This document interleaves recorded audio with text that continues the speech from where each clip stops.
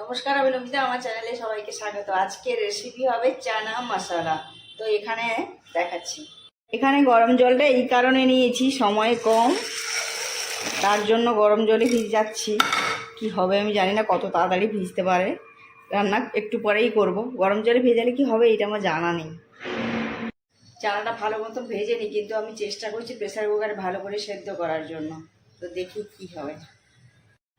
এই যে pressure cooker, এর মধ্যে নিয়ে নিয়েছি, আমি ধুয়ে নিয়েছি ভালো করে। তো ঢেলে গ্যাসে বসিয়ে দিই।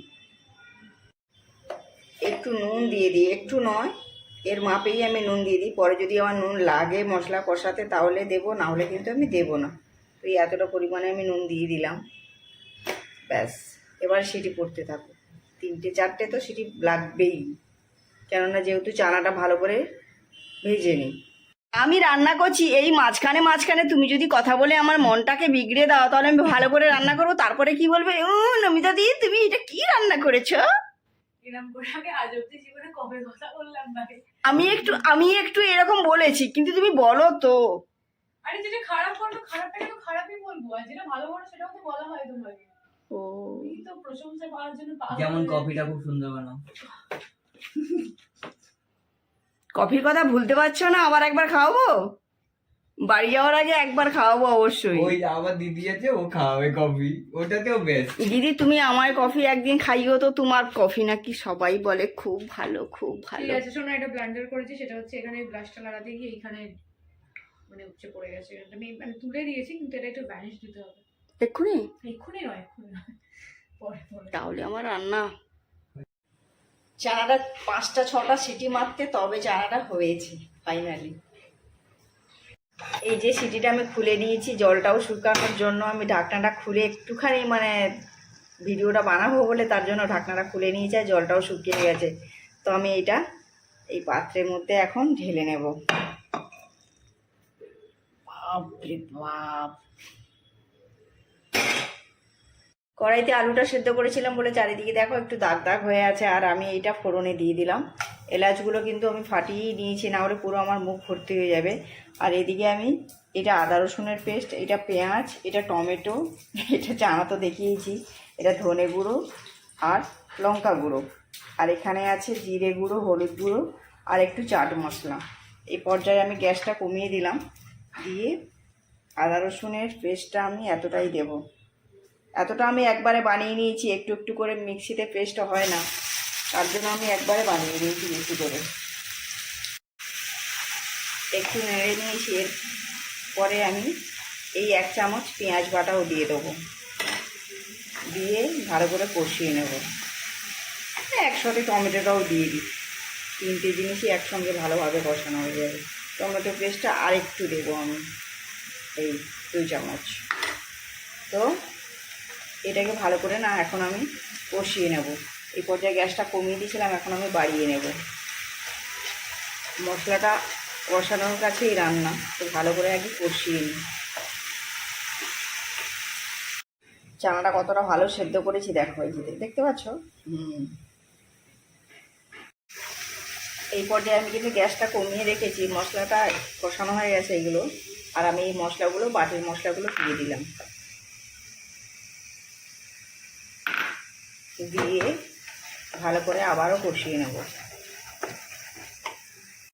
মশলাটা দেখো গা থেকে তেল ছেড়ে দিয়েছে, মানে কি মশলাটা কষানো হয়ে গেছে। তো এই পর্যায়ে না আমি চানাটাকে ঢেলে দেবো।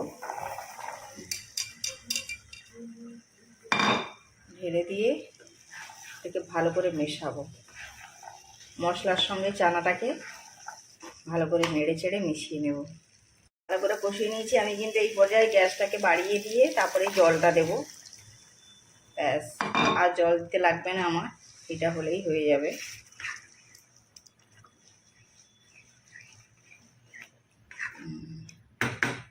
একটু ঢাকনা দিয়ে ফুটিয়ে নেব। এইটা হয়ে এসেছে। এই পর্যায়ে একটু কুচনো ধনেপাতা দিয়ে দেবো। একটা ধনেপাতা কাটাই হয়নি, যে লম্বা হয়ে পড়ে আছে এটা। আর একটু জিরে ভাজা, মানে জিরে ধনে সব মশলা আমি একটু তৈরি করে রাখি, সেটাও একটু দিয়ে দেবো। দিয়ে এখন বন্ধ করে দেবো। চানা আমার একদম রেডি। ব্যাস, এই এবারে গ্যাসটাকে বন্ধ করে দেবো, দিয়ে একটা পাত্রের মধ্যে ঢেলে নিই। চানা আমার একদম রেডি, দেখাই। এই দেখো চানা রেসিপি আমার একদম কমপ্লিট, এবার শুধু খাওয়ার অপেক্ষায়।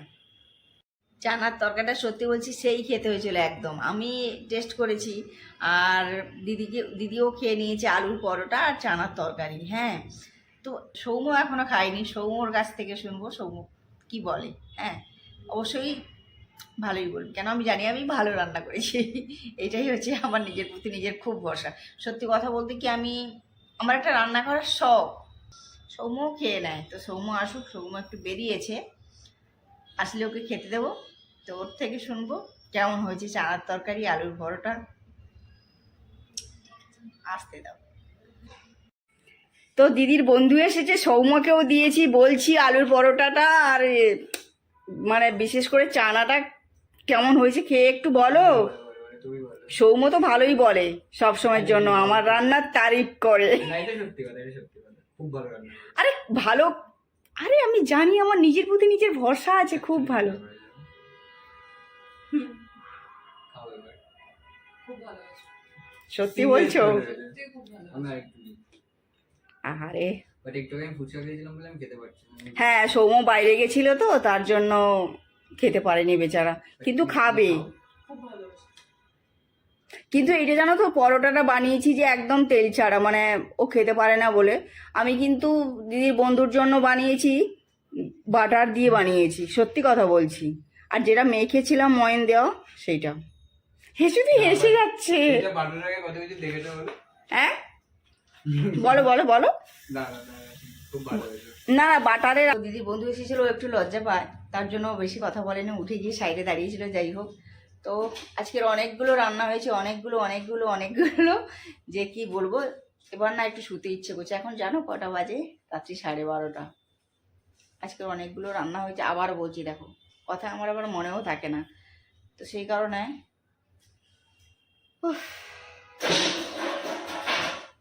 তারাও মানে বাটি বাজিয়ে দিচ্ছে যে ভাই আসুস না, সকাল হয়ে গেছে, পরের বেলা আবার খাওয়ারের সময় হয়ে গেছে।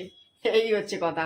তো সৌম্য তো আর বন্ধুকে ছাড়তে গেছে, তো ছেড়ে আসুক, ও আসলে দরজাটাকে নক করে দিয়ে শুয়ে পড়বো। হ্যাঁ, আর আগের ভিডিওটাতে না মানে অনেকজন কমেন্ট করেছে, ভালোই লেগেছে আমার। এরকম করতে থাকো, খুব ভালো লাগবে। আমি আবার লাস্টে এই কথাটা বলছি, ঠিক আছে? কি বলবো, এটা ফার্স্ট বলা উচিত ছিল আমার। যাই হোক, তো আমার ভিডিও থেকে যদি কিছু ভালো লেগে থাকে লাইক কমেন্ট শেয়ার সাবস্ক্রাইব করে দেবেন। দেখা হচ্ছে পরের ভিডিও। টাটা।